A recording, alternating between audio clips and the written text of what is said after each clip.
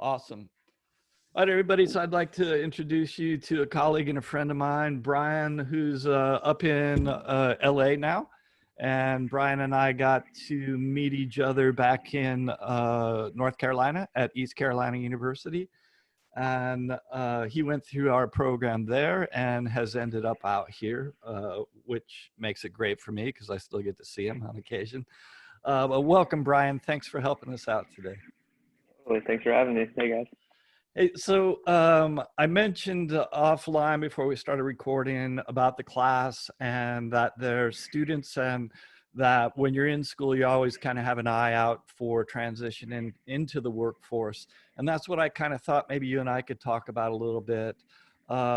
Maybe we talk about how you got started out at ECU, and then what you started to do when you were thinking about working and then transitioning out here. We'll break it up into a couple things.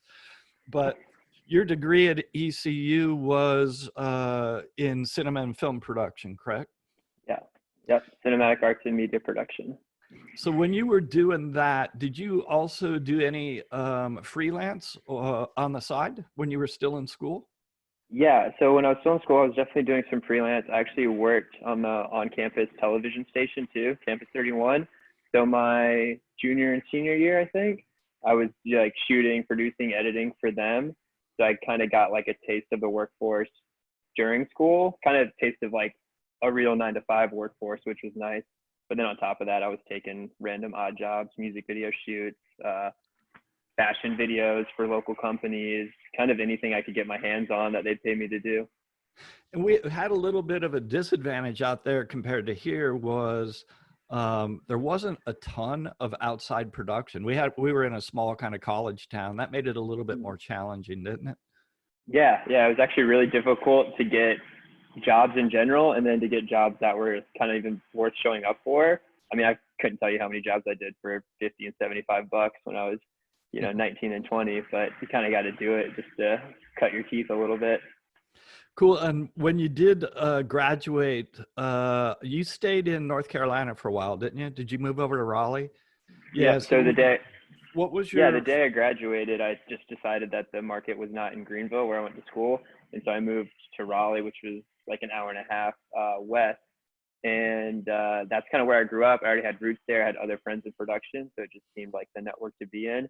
And that was where I really started my job hunt, trying to actually work full time. what was the first gig that you picked up there post graduation?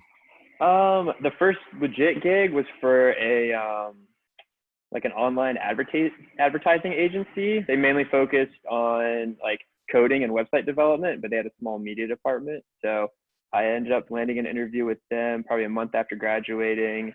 I don't know how exactly I got linked in with them. It honestly might have been like a Craigslist posting or like a monster.com type of thing. I was pretty into all those online resources. Yeah. So about a month after graduating, got an interview with them. They did pretty corporate, dry, stuff, but I knew I wanted to work and I knew I needed to make money because I was out of school, obviously, transitioning into adulthood. And I just kind of took it and ended up doing that for like a year and a half. Fantastic. And then at that point, did you make a decision to come out to LA? Yeah. So after doing that for about a year and a half, I was the type of work was, like I said, pretty dry. It was a lot of corporate video, talking head interviews, product release stuff, training videos. There's a little bit of creativity involved, but I didn't feel like I was really using my abilities to their fullest. And just through living in Raleigh and meeting people and networking, I kind of had like a good group of people that were also doing production. So like I said, after about a year and a half, I'd grown my network, decided to leave this full-time company, and then I freelanced in North Carolina all over for probably about another 6 months to a year. And that was more legit on-set experience. That was like, instead of doing one-man band stuff, I was gripping, I was ACing, I was operating.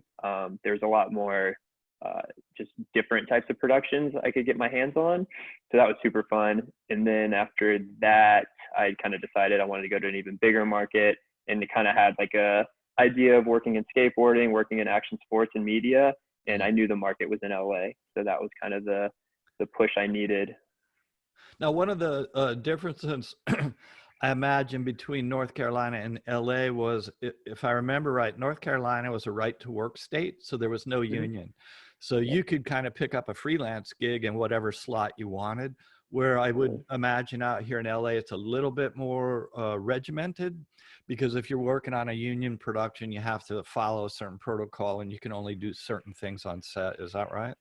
Totally. Yeah. So that was actually news to me when I moved out here, was trying to find non-union gigs because I obviously wasn't in the union. I just moved out there. In North Carolina, it was no problem. A production would come, and I kind of knew the people that were always going to be involved in the production. So I would get dibs on jobs. It was super easy. And then moving to LA, it was complete opposite. You know, they have unions, you have agents, you have people that do your bidding for you.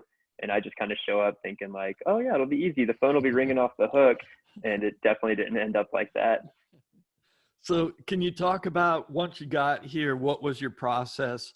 What kind of things did you find that you could use as a resource to get started? So, uh, and this might be directly applicable to some of our students. Into Mhm. is there forums? Is there kind of online stuff that's pretty reliable to check into to get Yeah. started? So I got a couple subscriptions to like staffmeup.com, paid whatever the 19.99 a month to get the premium. That actually got me my very first kind of like on-set gig out here, which was working for America's Got Talent. I was on Craigslist really heavily, like I was in North Carolina, but uh, a lot more failed Craigslist jobs than successful ones. So I tell people to be wary of that. Just know what you're getting yourself into, because I've definitely been on some horror story set. There's TV Film and Video Pro, which used to be Mandy.com. That's another pretty good resource. And all of these things, you just got to be on top of it. You got to be checking them daily. You got to really be like changing your resume and your cover letters, and you kind of just have to pay the whatever the subscription fee is to get your application to the top. Because if you think about it, LA, Orange County, all these areas in Southern California, the market's so much more saturated. Mhm. Uh, it's going to be really unlikely for you to just submit one application and get that job first try. Like you're going to have to be persistent. Nice. And what kind of entry level jobs are available? Are they PA? How are they listed for you to break in? Yeah, I think the easiest way to break in is just a production assistant, general PA work, which unfortunately, in my experience, you don't utilize any on-set experience that you may have learned in college or just previous jobs. You're kind of just like the go-getter on set, like, hey, go get this, hey, go get that. You're running around, you're going to Home Depot, you're getting coffee for people. It kind of sucks, not gonna lie. So that's basically your best option. And then through that, there are possibilities to meet people in certain departments. If you want to do camera, if you want to do directing, if you want to be lighting, you meet people in those departments and you just kind of bug them enough to where they'll give you a chance. The worst thing about it is though, if you are a really good PA, they want to keep you as a really good PA PA, because sure. yeah, PAs are hard to come by because it's crappy work. No one really wants to do it. Everyone's trying to, climb the ladder into something else. So I ran into that a couple of times where you're talking to the camera department, which is what I wanted to do. And, you kind of get called over by your production coordinator. Say, hey, like, don't bug that department. You need to go on this run, blah, blah, blah. So they really try to hold you down in your position in those sorts of environments. But I always like to talk about the work ethic aspect, and that is even if you're just a runner, you're doing errands, you're picking people up from the airport, everybody's kind of watching you, even if they aren't Yeah, saying they are, right? So definitely. you still want to show up at time, you want to be off your phone, you want to be ready to do anything at the drop of a hat, because even if it doesn't seem like they're watching you, right? 100%. Yeah. Obviously, this industry has a lot of competition. So you want to be as hardworking as possible. You want to stand out. Um, there's so many other people trying to get your job that you really have to do everything you can to not let that happen. And there's been plenty of times where I've been PAing on something and just been completely over it. But at the end of the day, someone says, "Hey, I saw what you were doing. You're doing a good job. Like, take my number down. What do you want to do?" Like, I for sure made connections on those grunt work, on those just really crappy days. And a lot of my bigger projects and things that I've done, I guess more recently, have been as a result of things that people I've met on sets. I think that's a great point. Unlike if you were an engineer and you apply to, engineering firms, that's not how you get work and keep work in this business. Once you get your foot in the door and you're on that set, that becomes future people that you might work with or work for, right? Definitely. Yeah, that's actually one of the biggest pieces of advice or just things I've learned is you kind of never really know who you're talking to in this industry. Hmm. You could be working on this horrible reality TV show that you hate every second of, but the cinematographer could be, a nominated director of photography or something like that. There's always people working that you don't even expect the caliber that they're working at. So you really have to be careful what you say around people, what you do around people, and you kind of just always want to be performing your best because you never know who's watching. Brilliant, brilliant. And then just from a financial standpoint, Bram, did you have to pick up like a secondary job that wasn't in the business? Did you have to work in the restaurant field or something like that just to pay the bills? Yeah, so when I first came out, I definitely had like a part-time job. I worked at like a high-end flower shop, so that was like pretty funny, but it helped supplement the cash flow a little bit. It definitely wasn't like, okay, move to LA, I'm making the big bucks, I'm renting, a studio in Hollywood. You definitely got to be conservative and just be realistic about things. So yeah, I never really was worried about taking a part-time job and doing something on the side just to keep the money flowing in. I moved out to LA for a reason. I had goals and I wasn't going to let, a really slow month take me out. I was going to do everything I could to stay here. Brilliant. And then I know you're at work today. Can you tell folks what your job is today and what kind of things you do in that? Yeah, so today I work for a skateboarding media company called The Barracks. They're based out of LA. It's a lot of just general skateboarding content, whether that's skate videos, storytelling, commercials for other skateboard manufacturers. We have pretty recognized YouTube channels. We try to post like a video a day. We're always churning out content. We're always trying to push the envelope, and our kind of mission statement is just pull the curtain back on professional skateboarding a little bit, just give an insider's perspective to people that might be interested in that. What kind of things will you do then? Will you shoot? Will you edit? Yeah, so it's a lot of one-man band operations. I have a full editing suite at work. I have a camera kit that I get to take everywhere I go. They're really good about giving us freedom to just kind of chase the stories and the shoots that we want to do. So I do a lot of just like hitting people up, thinking this is a good idea. I'm going to produce it. I'm going to get the director's binder going. I'm going to figure out what makes sense and just go knock it out and edit it myself. There's a lot of creative freedom, but we do a little bit of everything. And when you look back on how you got started, is there anything that you wish you would have done differently? I mean, it would have been hard because you didn't know, you were just taking a chance coming out here, but now you kind of know how it works. Would you have changed anything?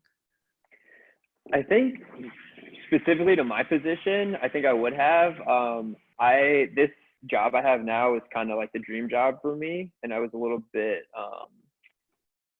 I don't know, I just didn't really like go for it right off the bat. I think I was a little bit apprehensive to just like throw everything away and not have the part-time job, not work the crappy productions, not do everything in my possibility to be financially stable when I first got out here. I think I started this a little bit later than I should have, just because I was a little bit reserved with my time. I think I should have been a little bit more ambitious. But that being said, I am where I am now, so maybe it works out the way it should. Nice. And then we've looked back a little bit and talked about today. What do you see in the future? Is there some growth potential there? What would you like to be doing in 5 years, 10 years? Yeah, I mean, skateboarding is definitely a young man's game. So I'm only getting older, and I don't know how many, I could do this until I'm 40 if I really wanted to, but it's a lot of long hours, a lot of trips, a lot of traveling. I love it now, but I don't know if that's going to be the same idea when I'm, closer to 35 than 25. But I just want to keep progressing, just keep learning things, keep shooting, keep telling stories. I think I'll always be working in media. There's definitely talks of doing my own thing and own production company, own agency. So I don't have anything set that far in advance yet, but definitely not limiting myself to any options. That's awesome. Well, listen, this is to students that are kind of looking to break into it. And for the last question here, if you could speak to yourself back when we were at ECU, you know, do you have a message for them, a message for Oh man. yourself? Does it have to be ECU specific, or should it No, just be no, no. college? Right, just college. I mean, Because what I would feel like you, the what would ECU you, experience is a little bit different than most colleges. what would you wish you would have done when you were in college, though, to prep you for where you're at now? I think kind of going back to things I mentioned earlier, just some of the bad set jobs I work, just knowing my worth. Like, it's good to be hungry, but you also need to know when to turn down a job and to not work a 15-hour day for free. And you know, maybe they feed you lunch, maybe they don't. I think you just gotta really stand your ground and be like, okay, this is what I'm worth. This is what I want to do. Don't let people take advantage of that. Nice.